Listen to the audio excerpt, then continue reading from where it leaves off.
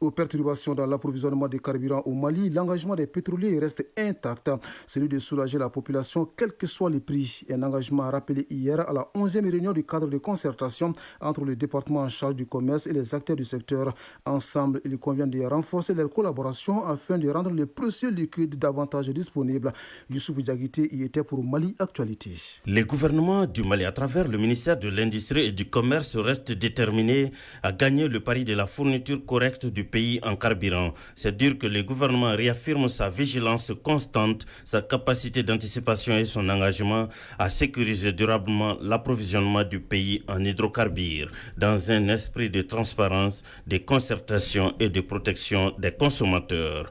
Voilà globalement la quintessence de cette 11e réunion du cadre de concertation entre le gouvernement et les pétroliers. L'un des points essentiels évoqués au cours de cette 11e réunion du cadre de concertation, c'est la question relative à la digitalisation du secteur s'inscrivant dans la dynamique de modernisation des outils de suivi, de contrôle, de planification et de distribution des hydrocarbures. Le ministre s'est particulièrement dit fier des pétroliers au regard de leur engagement réaffirmé de soutenir le gouvernement dans cette épreuve difficile. La réunion a pris fin sur une note d'espoir parce que toutes les parties sont unanimes qu'il faut la conjugaison des efforts en vue de relever les défis de l'heure. Oui, parmi les défis de l'heure, le travail des enfants, comment éradiquer le phénomène, surtout sur les sites d'orpaillage.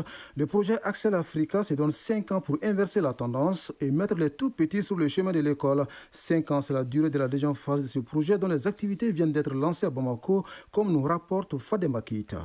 Les activités de la deuxième phase du projet Axel Africa filière orpaillage, ainsi lancé pour 5 ans, doivent consolider le niveau de maturité acquis par la Confédération nationale des sociétés coopératives des orpailleurs du Mali lors de la première phase. Les avancées ont abouti à un partenariat bilatéral avec l'OIT, Organisation internationale du travail. Cette fois-ci, le projet met un accent particulier sur l'amélioration des conditions de vie des adultes et l'éradication du travail des enfants sur les sites d'orpaillage. Amadou Sanoussi Dafé, président de la Confédération nationale des sociétés coopératives des orpailleurs du Mali. La réussite de cette phase 2 ne peut se reposer sur un seul acteur. Elle exige une mobilisation collective et un engagement partagé. Nous appelons ainsi les pouvoirs publics à continuer d'accompagner la formalisation du secteur et à créer un environnement favorable au travail décent. Les partenaires techniques et financiers à soutenir cette dynamique porteuse de résultats durables. Amidou Sissé, coordinateur national du Bureau international du travail. La forme coopérative peut être considérée comme un modèle d'organisation ayant le potentiel de regrouper les orpailleurs. En effet, cette forme de regroupement présente certains avantages, entre autres une forme d'entreprise simple à mettre en place, une possibilité d'accès au financement à travers des projets et plans d'affaires viables. Œuvrer pour le renforcement d'un esprit de dialogue, de transparence entre la Confédération et les orpailleurs et faire en sorte que les enfants ne soient pas privés de protection et d'éducation restent les missions essentielles à exécuter dans la deuxième phase du projet Axel Africa. Yacouba Kébé, chef de cabinet du ministre des Mines. Nous insistons pour dire que l'orpaillage est autorisé par les textes du Mali. Ce qui n'est pas autorisé, c'est l'exploitation illégale de l'or, c'est l'exploitation par des moyens qui ne sont pas déterminés dans le code minier. La pratique de l'orpaillage aussi est encadrée dans les textes. Donc il faudrait qu'ensemble nous puissions travailler grâce à la Confédération, grâce à l'ensemble des sociétés coopératives ici présentes, que cette pratique aussi reste dans les dimensions, reste dans les règles qui sont édictées par nos textes. En vue de donner un coup de pouce aux orpailleurs, le Bureau international du travail remet à la Confédération des équipements de protection individuelle, des ordinateurs, des imprimantes, des casques, des ventilateurs rechargeables et bien d'autres. Oui, des matériels pour soutenir les acteurs d'un secteur informel qui emploie plus de 500 000 personnes selon les estimations. L'orpaillage semble moins soulager les populations locales que cette approche participative. Entendez par là le développement conduit par les communautés, les DCC comme on l'appelle, mais les populations au centre de la définition des priorités et de la mise en œuvre du projet visant à améliorer leurs conditions socio-économiques. Cette méthode décentralisée favorise des conditions adaptées aux besoins réels comme l'accès à l'eau, l'éducation ou la santé. Un atelier national se tient depuis hier sur cette approche en vue de poser les bases de sa pérennisation institutionnelle, financière et opérationnelle. Mamadou Fane nous en parle. Le développement par les communautés pour elles-mêmes constitue le chemin le plus sûr pour la paix. Cette approche s'est progressivement imposée comme levier stratégique de la reconstruction, de la confiance, de la paix, mais aussi de la gouvernance participative pour le relèvement des zones fragiles. D'où cet atelier national de pérennisation du développement conduit par les communautés. Général de corps d'armée Ismaël Ouagé, ministre de la Réconciliation, de la Paix et de la Cohésion nationale. Ce cadre d'échange vise à faire le bilan de la mise en œuvre du DCC dans les régions ciblées, présenter les innovations majeures, notamment les outils de digitalisation, la plateforme web DCC, les applications mobiles de suivi et évaluation et la traçabilité budgétaire, identifier les défis rencontrés, les leçons tirées et les bonnes pratiques. Explorer ensemble les voies de financement pérennes, qu'ils soient budgétaires, sectoriels ou à travers les projets soutenus par les partenaires. Et enfin, échanger sur un cadre d'intégration institutionnelle et intersectorielle garantissant la durabilité du DCC. Cet atelier vise à partager le DCC avec les acteurs de développement, formaliser l'architecture gouvernementale, proposer les mécanismes de financement et planifier le déploiement du DCC. La pérennisation du DCC n'est pas seulement l'affaire du ministère de la Réconciliation. Elle implique une mobilisation intersectorielle et interministérielle forte. Je voudrais ici adresser mes sincères remerciements à la Banque mondiale pour sa confiance renouvelée, son appui technique et financier et son accompagnement stratégique dans l'implémentation du DCC. Il est attendu à l'issue de cet atelier une compréhension partagée du rôle des différents acteurs dans le processus de pérennisation du DCC et des recommandations concrètes pour l'élaboration ou la révision des textes législatifs et réglementaires.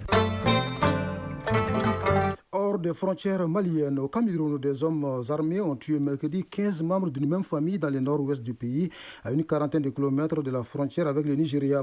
Les autorités dénoncent un acte barbare. Pour le moment, aucun groupe armé séparatiste n'a revendiqué cette attaque. Pas d'attaque en Ouganda, mais quelques 21,6 millions d'électeurs étaient appelés hier à voter pour la présidentielle et les législatives. Une journée de vote perturbée par des problèmes techniques. Dans plusieurs bureaux, notamment à Kampala, la capitale, le scrutin a pris du retard. Le principal opposant Bobi Wine accuse les autorités de se servir de ces dysfonctionnements pour peser sur le scrutin. Il affirme aussi que plusieurs de ses agents ont été arrêtés ou empêchés d'observer le vote. L'opposition évoque déjà l'hypothèse d'un recours devant la justice si les résultats ne reflètent pas, selon elle, la volonté du peuple. En attendant, au Soudan, l'Organisation des Nations Unies alerte sur la crise alimentaire. L'aide alimentaire devrait s'épuiser d'ici à la fin du mois de mars si aucun nouveau financement n'est obtenu, a-t-elle averti. Cet avertissement intervient après près de 3 ans de guerre civile où les combats entre l'armée et les forces de soutien rapide ont fait plusieurs morts et 11 millions de déplacés selon l'ONU. L'ONU donne cette alerte au moment où la présidente par intérim du Venezuela, Delcy Rodriguez, évoque devant l'Assemblée nationale une réforme partielle de la loi sur le pétrole. Le secteur pétrolier du pays est en mauvais état et nécessite d'immenses investissements, tant pour rénover les infrastructures existantes que pour exploiter de nouveaux gisements, a-t-elle argumenté. Le Venezuela dispose des plus grandes réserves du monde avec plus de 300 millions de barils selon l'Organisation des pays exportateurs de pétrole. Au même moment, le président américain Donald Trump reçoit à la Maison-Blanche la chef de file de l'opposition vénézuélienne, Maria Corina. Une rencontre qui pourrait peser dans la façon dont le président Trump conçoit l'avenir politique du Venezuela qu'il entend redessiner après la capture de Nicolas Maduro. S'exprimant devant les journalistes, Maria Corina a décrit cette rencontre comme excellente. Et enfin, au Brésil, les juges de la Cour suprême ordonnent le transfert de l'ancien président Jair Bolsonaro dans une prison aux conditions plus favorables que celles de son lieu d'incarcération actuel. Condamné à 27 ans de prison pour tentative de coup d'État, il est détenu depuis fin novembre au siège de la police fédérale à Brasilia. L'ancien dirigeant de 70 ans doit être conduit de façon immédiate au complexe pénitentiaire de Papuda situé dans la capitale.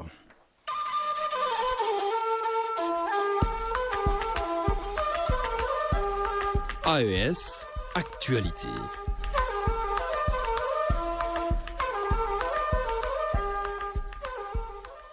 Grande mobilisation citoyenne le 28 janvier prochain au Burkina Faso pour soutenir le président Ibrahim Traoré et la Confédération des États du Sahel. C'est la coordination nationale des associations de veille citoyenne qui sonne cette mobilisation. Ces responsables étaient face à la presse pour expliquer les motivations de cette initiative et échanger sur la situation nationale. D'autres détails avec Issa Dambélé de la radio du Burkina. La CNAVC adresse... Dans sa déclaration liminaire lue par son chargé de communication, la CNAVC a d'abord salué le courage et les sacrifices des FDS et des VDP engagés sur les théâtres d'opération pour la défense du Burkina Faso avant de condamner avec la plus grande fermeté la tentative de déstabilisation des institutions nationales. Labidi Naba. La CNAVC exprime sa plus vive indignation et sa ferme condamnation à la tentative macabre de déstabilisation des institutions de notre pays, dont le cerveau est l'ancien lieutenant-colonel Paul-Henri Sandaogo Damiba, soutenu par ses complices. Réaffirmant son soutien au président capitaine Ibrahim Traoré, la CNAVC a insisté sur sa dynamique irréversible de l'engagement envers la souveraineté nationale, de l'intégrité territoriale et des idéaux de la révolution progressiste populaire. Le camarade capitaine Ibrahim Traoré est président par nécessité historique et par volonté souveraine du peuple burkinabé. La CNAVC réaffirme son engagement implacable et irréversible à défendre la souveraineté nationale, l'intégrité territoriale et les idéaux de la révolution progressiste populaire. La coordination a remercié les peuples du Mali et du Niger pour la confiance accordée au Burkina Faso dans la direction de l'AES et a salué l'orientation souverainiste de la Confédération illustrée par son communiqué de solidarité envers le Venezuela. La CNAVC se félicite et salue la prise de position ferme de la Confédération des États du Sahel, AES, exprimée à travers un communiqué officiel de solidarité envers la République bolivarienne du Venezuela. À l'entame de l'année 2026, la CNAVC a appelé le peuple burkinabé à redoubler de vigilance et d'engagement citoyen. Elle a aussi annoncé l'organisation à Ouagadougou du 25 au 27 janvier 2026 du Forum confédéral des organisations de veille citoyenne de l'AES, suivi d'un grand meeting populaire le 28 janvier pour soutenir la dynamique souverainiste dans l'espace sahélien. Oui, l'espace sahélien est riche de sa culture. Preuve, rendons-nous sur les rives du lac Tchad, au cœur des terres sahéliennes, où un simple bonnet porte toute une histoire. Le dara, c'est de lui qu'il s'agit, est bien plus qu'un accessoire vestimentaire. Il symbolise l'identité, la dignité et l'héritage culturel d'une communauté ancestrale. Découvrons ensemble l'histoire et la signification du dara avec Samira Mama Garba de la Voix du Sahel. Symbole d'élégance, d'identité et de respect, le dara, ce bonnet rouge fièrement porté par les Kanouris du Niger et ceux de la région du lac Tchad, est bien plus qu'un couvre-chef. Il incarne un héritage culturel transmis de génération en génération. Marie Malan Daouda, homme de culture, nous retrace la signification de ce dara. Ce bonnet rouge qu'on appelle en certains endroits chéchia, c'est une parure parce que quand le peuple Kanouri porte un grand boubou avec un pantalon, avec une chemise interne et de surcroît même avec un gilet. En ce moment, pour couvrir la tête, il faut en tout cas avoir ce bonnet, ce dara. Le dara se distingue de par sa forme plate et circulaire, son port bien ajusté sur la tête et est traditionnellement porté par des figures respectées lors des prières, des cérémonies de mariage et même au quotidien par les anciens et ceux qui incarnent un certain rang social. Sa couleur rouge vif symbolise l'autorité, la sagesse et le respect. Marie Malan Daouda, homme de culture. Les bonnets là même portent le nom parfois de leur premier porteur. Zanna Boukar, c'est le nom d'un bonnet. Konkosia, c'est le nom d'un bonnet. Donc, le bonnet rouge, Chéchia, Dara et autres, en tout cas, ont un usage très culturel, très développé. Il ne suffit pas de porter un bonnet rouge, mais si vous voyez, c'est le bonnet rouge ou rouge foncé, généralement un peu poilu, et avec une petite touffe là-dessus. Et il y a d'autres qui ont aussi, en tout cas, des touffes un peu longues.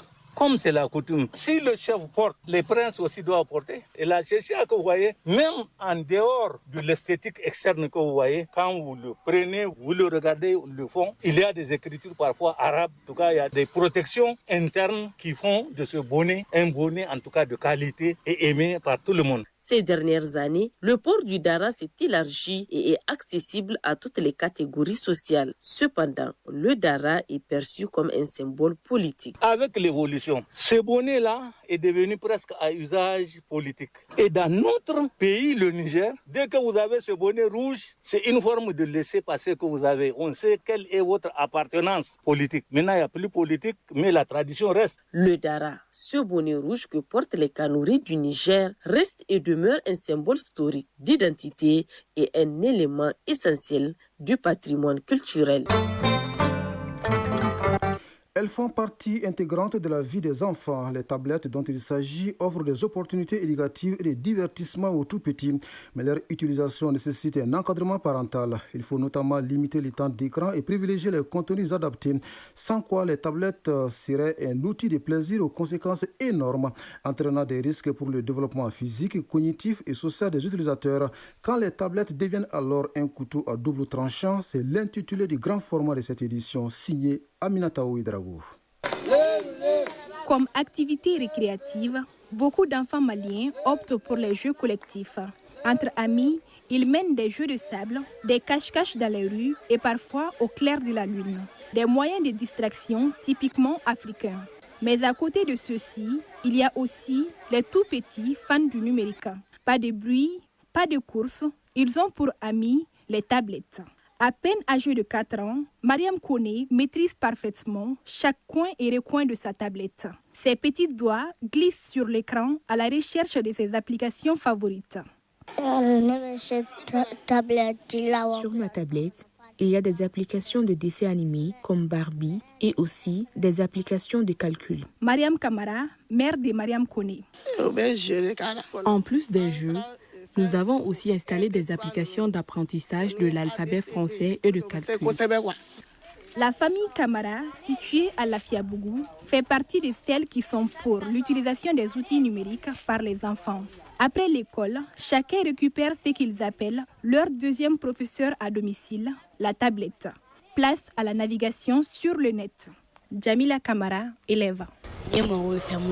J'utilise la tablette pour faire des recherches sur les points que je n'ai pas compris en classe. En plus des parents d'élèves, l'utilisation de la technologie est un apport capital dans l'éducation selon les enseignants. Un moyen d'autodidacte qui contribue énormément à l'approfondissement du savoir pour l'enfant dans un monde où le numérique occupe une grande place. Mohamed Traoré, enseignant. Déjà, quand les enfants à leur bas âge apprennent à utiliser ces outils, ça peut beaucoup les aider à faire des travaux personnels.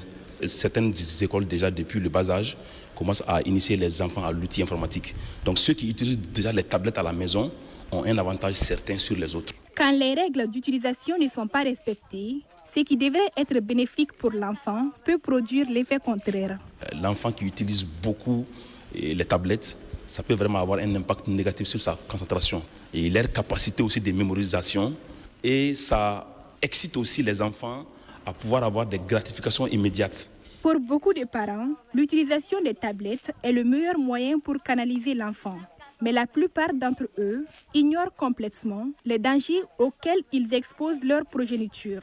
Dr Ba Kadiatou, ophtalmologue. Les enfants qui passent beaucoup de temps sur les écrans, ils seront beaucoup plus sédentaires. Donc ça peut provoquer à ce niveau une obésité qu'on appelle surpoids chez ces enfants. Ceux qui utilisent juste pour aller au lit, ils seront exposés aux troubles de sommeil aussi.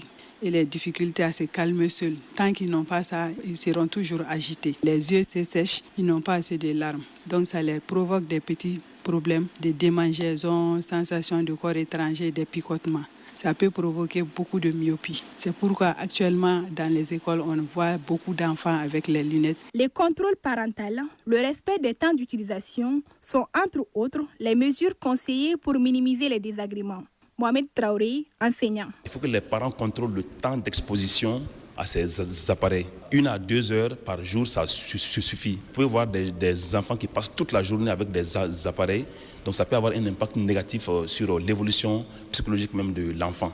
Et il faudrait aussi que les parents incitent les enfants à aller vers des contenus éducatifs. Aujourd'hui, il existe plusieurs applications de contrôle parental. Les parents peuvent suivre en temps réel ce que les enfants font avec les tablettes. Dr Ba Kadiatou, ophtalmologue. Les enfants de moins de 3 ans ne doivent même pas accéder aux écrans. Chez les enfants de 3 à 6 ans, normalement l'enfant ne doit pas dépasser 1 heure de temps sur les écrans par jour.